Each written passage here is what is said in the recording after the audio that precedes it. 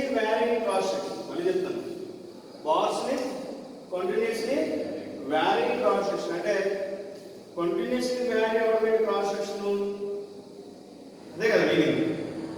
Continuously vary అవే ఇది ఉందనుకోండి, ఇది ఇక్కడ ఎంత లెంత్ ఉందో సేమ్ అదే లెంత్ ఇక్కడ ఉంది, అంతే కదా. ప్యారలల్ కి అంటే ప్యారలల్ అంటే మీనింగ్ ఏంటి? ఈ లైన్స్ రెండు కూడా ప్యారలల్ ఉంటాయంటే మీనింగ్ ఏంటి? ఇవి ఈ రెండు ఇలా పట్టుకుని వెళ్తే, ఇలా డ్రా చేసుకుంటూ వెళ్తే ఈ బ్లాక్ దాటేసి తిరుపతి వెళ్ళిపోయి, తిరుపతి వెళ్ళిన తర్వాత జగ్గేపేట వెళ్ళి, జగ్గేపేట తర్వాత మహారాష్ట్ర వెళ్ళి రెండు కలవు. ఇప్పుడు మహారాష్ట్ర వెళ్ళి కలితే అంటే అక్కడ కూడా కలవు. బియాండ్ దాకా వెళ్ళిపోయినా మూడు దగ్గరికి వెళ్ళిపోయి రెండు కలవు. అలా పట్టుకుని తీసుకుంటూ వెళ్తాయి. వెళ్ళం కంటూ అనుకోండి. కాబట్టి రెండు లైన్స్ ప్యారలల్ అంటే మీనింగ్ అయితే అసలు ఆ ఇంటి బస్సులో కలవు. ఇక్కడ ఎంత డిస్టెన్స్ ఉంది, ఇంకా ఒక 10 కిలోమీటర్లు వెళ్ళిన తర్వాత కూడా సేమ్ డిస్టెన్స్ ఉంటాయి అన్నమాట సార్. మీనింగ్ ప్యారలల్ అంటే ఓకే. ఇప్పుడు ఇదేమన్నా కంటిన్యూస్లీ వ్యారింగ్ ప్రాసెస్. ఇందులో మనకు 2 టైప్స్ ఉంటాయి అన్నమాట. సర్క్యులర్ ఒకటి, సర్క్యులర్ వ్యారింగ్ అనేది okay. Rectangular cross section varying అనేది ఓకేనా. ఫర్ ఎగ్జాంపుల్ నేను ఫస్ట్ది నేను ఒక టేబుల్ రెక్టాంగులర్ క్రాస్ సెక్షన్ ఉన్న ఒకటి తీసుకున్నాను అనుకోండి. ఎలా అంతే కదా, ఇక్కడ ఒక లెంత్ ఉంది, ఇంకొక లెంత్ ఉంది, అంటే కంటిన్యూస్లీ వ్యారింగ్. అది కూడా ఒకేసారి ఫర్ ఎగ్జాంపుల్ నేను ఇలా ఇచ్చాను అనుకోండి, అప్పుడు ఏమవుతుంది?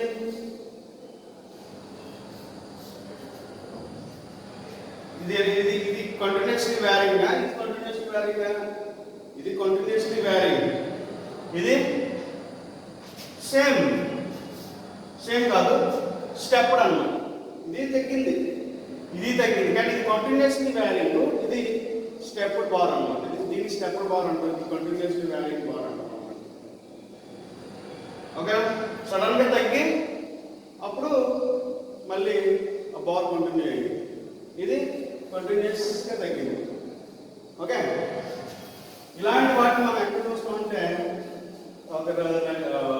వీటిలో చూస్తాం అనమాట. ఎక్కడంటే ఎలక్ట్రికల్ పోల్స్ లో ఉపయోగిస్తారు అన్నమాట. ఎలక్ట్రికల్ పోల్స్ కింద ఉపయోగిస్తారు కదా. ఎలక్ట్రికల్ పోల్స్ స్తంభాలు ఇట్ హ్యాస్ థిక్నెస్ ఓకే. దీన్ని నేను అంటే రెక్టాంగులర్ చెప్తున్నాను.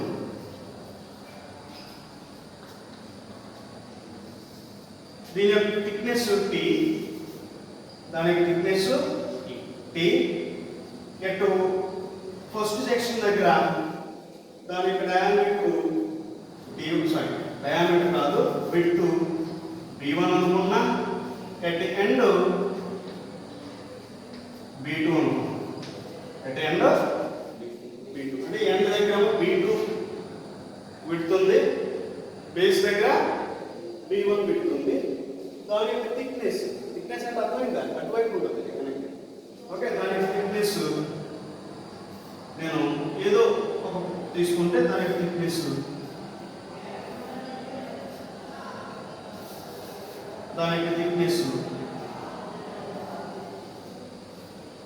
అంటే ఒకేలా ఉంటుంది థిక్నెస్ అంటే అర్థమైంది, ఇలా ఉంటుంది ఓకే. చెప్పింది అర్థమైందా? థిక్నెస్ అది థిక్నెస్ బేసము B1, అటువైపు ఉన్న సెక్షన్ రెండు కుకాండము B2, దాని థిక్నెస్ T ఓకే. ఇప్పుడు చూడండి ఒకసారి, ఇప్పుడు దీని యొక్క area let us consider a small component. Let us consider a small component ని తీసుకున్నాను. దీని యొక్క లెంత్ dx, అలాగే ఫ్రమ్ స్టార్టింగ్ టు ఎండింగ్ దీని యొక్క లెంత్ L అనుకున్నాను. స్టార్టింగ్ నుంచి ఎండింగ్ టు L. అలాగే స్మాల్ ఏదైతే కాంపోనెంట్ తీసుకున్నానో దాని యొక్క length dx. V is equal to b1 minus b2 by L into x. ఈ x కనుక తీసుకుంటాం వేరియబుల్ అన్నమాట. If x is 0, b is equal to b1. If x is equal to L, b is equal to b2. అంతే కదా. నాకు some x distance లో ఉందనుకున్నాను అనుకో, అది x. ఓకే, వాట్ ఎందుకు సార్ x డిస్టెన్స్ లో ఎందుకు తీసుకున్నారు సార్? నేను ఇది తీసుకున్నాను అనుకోండి, ఓవరాల్ గా ఫైండ్ అవుట్ చేస్తాను తర్వాత. ఇప్పుడు దీని యొక్క ఏరియా ఏమవుతుంది? ఆ స్మాల్ కాంపోనెంట్ యొక్క ఏరియా ఏమవుతుంది? b ఇంటూ t అవుతుంది, అంతే కదా. b ఇంటూ t ఏ కదా స్మాల్ కాంపోనెంట్ యొక్క area. Area it is equal to b into, అంతే కదా.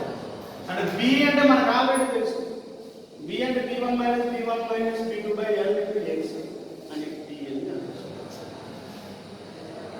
ఓకే, అర్థమైంది.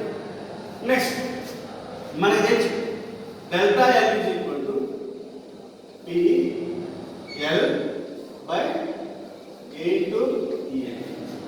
ఇది అకార్డింగ్ టు లా ప్రకారం వచ్చింది p L by a. ఇప్పుడు నేను స్మాల్ కాంపోనెంట్ తీసుకున్నాను, దీని యొక్క లెంత్ ఎంత? dx. స్మాల్ కాంపోనెంట్ ఏదైతే తీసుకున్నానో దాని యొక్క లెంత్ నేను ఓవరాల్ గా చెప్పట్లేదు, ఓవరాల్ తర్వాత చెప్తాను. నేను ఓన్లీ స్మాల్ కాంపోనెంట్ అని చెప్తున్నాను, అర్థం చెప్పింది. ఇప్పుడు నాకు changing length is equal to p into dx by ae.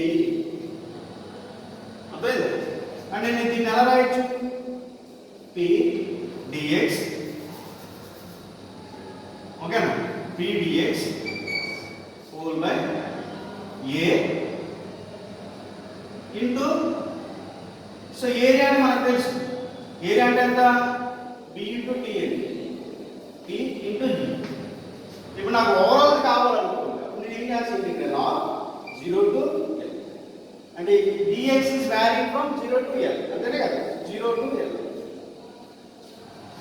అంతే కదా. ఇంటిగ్రల్ చేస్తాం, ఓవరాల్ వచ్చి ఇది reflection for a small component కాబట్టి p dx by area into e రాసి. ఓకే, నెక్స్ట్ ఇందులోనే నేను b ని d is equal to d1 minus k into x కింద రాస్తాను. when k is equal to k అని రాయొచ్చు, when k is equal to b1 minus b2 by L.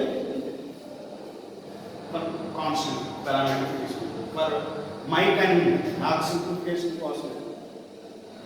Okay, and దీంట్లో మనం సబ్స్టిట్యూట్ చేస్తే 0 to L, p is constant parameter, అలాగే dx is also integral సంబంధించింది. అలాగే b అంటే ఏం రాయొచ్చు? b1 minus kx into e. ఇందులో కాన్స్టెంట్స్ ఉంది, అవేమి చెప్పండి ఒకసారి. Delta L is equal to p is constant, అలాగే e is also constant. Okay, like ఏమి p is constant, అలాగే e is also constant. It varies from 0 to L. Okay, dx by b1 minus kx, అంతేనే కదా. అంటే నేను ఇలా ఈ dx ఎలా రాస్తానంటే ఇలా రాస్తాను. Okay, dx by b1 minus kx వచ్చిందండి, 1 by వేసుకున్నాను, ఎందుకు మల్టిప్లై చేస్తే కదా dx by b1 kx కదా వచ్చింది. ఓకే, దీన్ని బట్టి నేను దీన్ని ఇంకా సింప్లిఫై చేస్తాను, p by e ఇంటూ దీన్ని ఇంటిగ్రేట్ చేస్తాను, that is 1 by x. 1 by x integral ఎంత? log x కదా. log x అంటే ఎంత? b1 minus kx, అంతే కదా. అలాగే మరి x ఒకటి ఉంది మళ్ళీ, సో దానికోసం మళ్ళీ దాన్ని ఇంటిగ్రేట్ చేస్తే 1 by మైనస్ అంతేనే కదా 1 అంతే కదా. నెక్స్ట్ అంటే నేను ఈ X it is varying from 0 to L limits అంటే ఇంటిగ్రల్ చేశాను, లిమిట్స్ కూడా అప్లై చేస్తాను. అంటే నేను ఎలా రాయొచ్చు మళ్ళీ P బై ఈ K ఉంది, KE కింద రాస్తున్నాను, ఆ మైనస్ లోపల పంపించేస్తాను. ఓకే అంటే నేను ఎలా రాయొచ్చు మైనస్ లాగ్ ఆఫ్ B1 Kని సబ్స్టిట్యూట్ చేసింది, Kని సబ్స్టిట్యూట్ చేస్తే ఏమొచ్చింది B1 minus B2 by L into X. It is varying from 0 to L. అంతే అంటే నేను ఎలా రాయొచ్చు దీన్ని P by KE into upper limit apply చేయాలి. అప్పర్ లిమిట్ అప్లై చేయాలి, చూడండి ఒకసారి అప్పర్ లిమిట్ అప్లై చేయాలి. Minus log of B1 minus B1 minus B2 by L into L. అంతే కదా, X ప్లస్ L క్యాన్సిల్ అవుతుంది. రిమైనింగ్ ఏంటి B1 మైనస్ మైనస్ ఇందులో ఉంటుంది మైనస్ B1 ప్లస్ B2 అవుతుంది. అంతే కదా, అంతే కదా. Minus log of B1 minus B1 minus B2 by L into substitute చేస్తే L అప్పర్ లిమిట్ అయిపోయింది minus of lower limit. Lower limit ఏముంది 0 అంటే x ప్లస్ 0 0 ఏంటి 0. ఇప్పుడు మైనస్ లాగ్ ఆఫ్ B1 ఉంటుంది అంతే కదా. మైనస్ నేను డైరెక్ట్ రాయను, ఎందుకంటే కన్ఫ్యూజ్ అయిపోతాను. B1 minus B1 minus B2 by L into 0 అంతే కదా. ఇప్పుడు చూడండి ఒకసారి LL క్యాన్సిల్ అయిపోయింది, అలాగే B1 కూడా క్యాన్సిల్ అయిపోద్ది, ఎందుకంటే plus B1 minus B1 cancel అయిపోద్ది. ఇక్కడ మనకి రిమైనింగ్ ప్లస్ B1 ఉంటుంది, ఎందుకంటే మైనస్ ఇంటూ మైనస్ ప్లస్ అవుతుంది. రాస్తున్నాను కూడా రాస్తున్నాను K is equal to B1 minus B2 by okay. So ఒకసారి equation delta L is equal ఏముంది ఇక్కడ P by KE, అలాగే ఇక్కడ minus log of B1 into B1 minus B2 మిగిలిన దగ్గర, అలాగే minus minus minus log of ఇంకేమి మిగిలింది, ఇది క్యాన్సిల్ అయితే B1 అంతే కదా. చూడండి ఒకసారి delta L is equal to P by KE into నాకు మైనస్ లాగ్ ఆఫ్ ఇక్కడ మల్టిప్లై చేస్తే ఇది క్యాన్సిల్ అయిపోతుంది, మైనస్ ఇంటూ మైనస్ ప్లస్ అవుతుంది B2 ఉంది అంతే కదా. Minus into minus plus log of B1 ఉంది. ఓకే ఇప్పుడు log A minus log B కింద ఉంది అంటే మన దగ్గర log A అంటే log మైనస్ log A ని very P by KE into log of B1 A ఇక్కడ B1 by BD. ఓకే దీన్ని మళ్ళీ K ని మనం స్ప్లిట్ చేస్తే K అంటే ఆన్సర్ తెలుసు B1 minus B2 by L అంటే అప్పుడు నేను డినామినేటర్ ఉన్నది పైకి వెళ్ళిపోతుంది అంటే PL by B1 minus B2 into E log of B1 by B2. ఇది ట్యాప్ రెక్టాంగులర్ బార్ లో దాని యొక్క చేంజ్ ఇన్ లెంత్ యొక్క డెరివేషన్ అన్నమాట. అదే చెప్పింది bars continuously varying cross section rectangular bar, దీంట్లో change in length delta L is equal to PL by B1 minus B2 into E into log of B1 by B2. అంటే for example ఈ B1 యొక్క width నాకు B1 యొక్క width 100 అయితే B2 యొక్క width 50 అవుతే అందులో ఇసుకొడతాం. నెక్స్ట్ ఫోర్స్ అప్లై చేసే ఫోర్స్